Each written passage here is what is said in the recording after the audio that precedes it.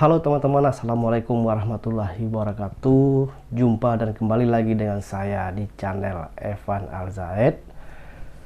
Baiklah teman-teman, di konten kali ini kita masih membahas seputaran pinjaman KSM, karena masih banyak sekali teman-teman kita yang bertanya soal pinjaman KSM ini teman-teman. Jadi di konten kali ini teman-teman, saya akan menjawab ada 3 pertanyaan dari teman-teman semuanya seputaran pinjaman KSM, di mana pertanyaan itu mewakili pertanyaan teman-teman semuanya, karena banyak sekali pertanyaan itu yang serupa teman-teman. Pertanyaannya itu serupa, jadi saya pilih dari 3 pertanyaan itu teman-teman yang perlu saya bahas di konten kali ini teman-teman. Jadi baiklah teman-teman, kita langsung saja, yaitu yang pertama itu pertanyaannya teman-teman, pinjaman KSM-nya itu jatuh temponya itu tanggal 25, sementara gajiannya tanggal 1, dan belum di tanggal jatuh tempo sudah didebet dan sudah dipotong oleh bank. Tapi pinjamannya itu tidak berubah, atau total pinjamannya itu tidak berubah. Kenapa bisa demikian? Jadi gini teman-teman, karena sebenarnya uang tadi itu bukan didebet untuk membayarkan cicilan tadi teman-teman, itu hanya diblokir oleh orang bank sementara teman-teman dengan sejumlah cicilan teman-teman tadi. Kenapa diblokir oleh orang bank? Karena dari tanggal 1 ke tanggal 25 itu lumayan lama teman-teman, cukup lama waktunya. Khawatir dana teman-teman tadi atau gaji teman-teman tadi terpakai atau habis, jadi ujung-ujungnya teman-teman nanti di tanggal 25-nya, di tanggal jatuh temponya macet. Nah, jadi bank itu memblokir sementara dulu dengan jumlah pinjaman teman-teman tadi. Nanti pas di tanggal jatuh temponya di tanggal 25 itu, maka orang bank tadi menyetorkan langsung ke pinjamannya tadi. Maka di tanggal 26-nya nanti baru nampak perubahannya atau kekurangan dari jumlah pinjaman teman-teman tadi.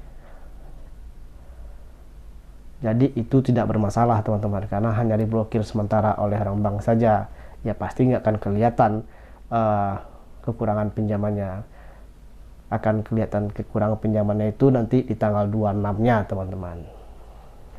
Kenapa bank melakukan hal itu? Sebenarnya bank itu juga menjaga nama baik teman-teman, agar teman-teman itu tidak macet. Karena apabila nanti teman-teman macet, ya teman-teman otomatis tidak bisa lagi untuk melakukan top up, atau juga bisa kena di slik OJK atau BI checking. Bisa-bisa juga teman-teman nanti tidak bisa mengajukan juga pinjaman ke bank lain. Itu pertama teman-teman.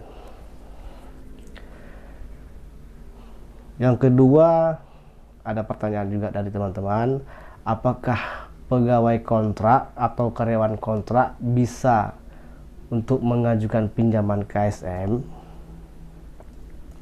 Jawabannya itu bisa teman-teman. Apabila misalnya di aplikasi teman-teman muncul penawaran pinjaman KSM, maka teman-teman tadi bisa mengajukan. Tapi apabila tidak ada muncul di aplikasi DIVIN-nya penawaran pinjaman KSM tadi, maka teman-teman bisa mengajukan ke cabang bank mandiri terdekat. Teman-teman ajukan ke situ.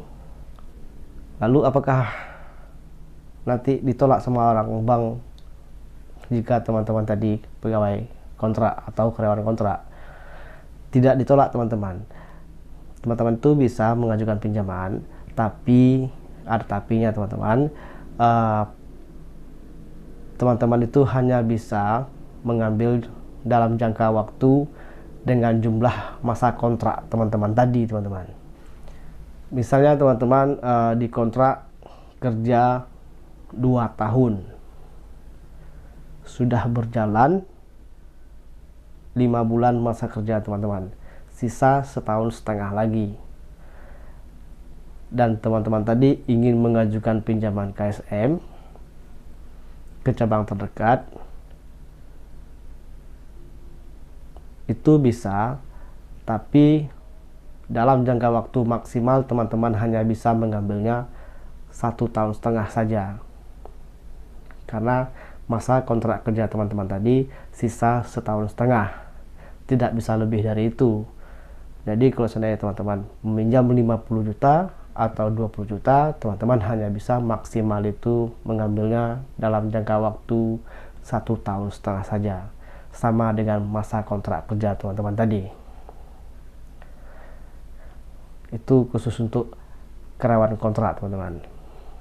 Beda kalau seandainya pegawai tetap, itu bisa dia mengambil 5 tahun. Yang ketiga itu, berapa lamakah proses pengajuan pinjaman KSM itu di cabang. Kalau seandainya di Livin kan cuma maksimal 1 hari atau 3 jam paling cepat. Kalau di cabang itu berapa lama?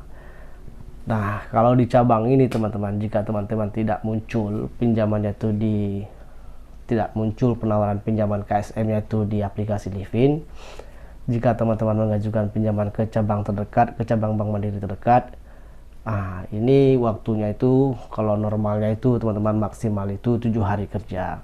Tapi kita lihat juga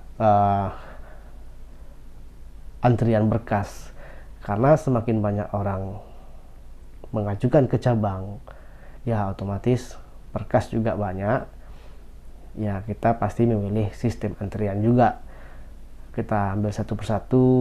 Ya jika teman-teman kena paling atas mungkin bisa cepat, tapi ya karena orang bank juga pasti dimaksimalkan juga kerjanya teman-teman, tapi biasanya tidak akan sampai 1 bulan, paling lama itu 2 minggu itu sudah cair teman-teman. Kalau seandainya berkas sudah lengkap, semua yang diminta oleh orang bank, misalnya slip gaji, semuanya berkas-berkas sudah lengkap, itu paling lama ya 1 minggu, dan paling lama-lamanya kalau seandainya berkas terlalu banyak itu 2 minggu teman-teman. Jadi memang beda pengajuan di aplikasi Livin sama di cabang teman-teman. Baiklah teman-teman, itu saja konten saya kali ini. Semoga terjawab pertanyaan teman-teman semuanya, dan semoga juga bermanfaat buat teman-teman. Jika bermanfaat, jangan lupa teman-teman selalu dukung channel saya ini dengan memberikan like dan subscribe ya, dan diaktifkan juga lonceng notifikasinya teman-teman, biar teman-teman selalu menerima update terbaru dari video-video saya. Dan bila perlu teman-teman share kepada teman-teman lain biar kita saling berbagi informasi teman-teman. Baiklah teman-teman, sampai jumpa di konten saya selanjutnya. Terima kasih. Wassalamualaikum warahmatullahi wabarakatuh. Bye bye teman-teman.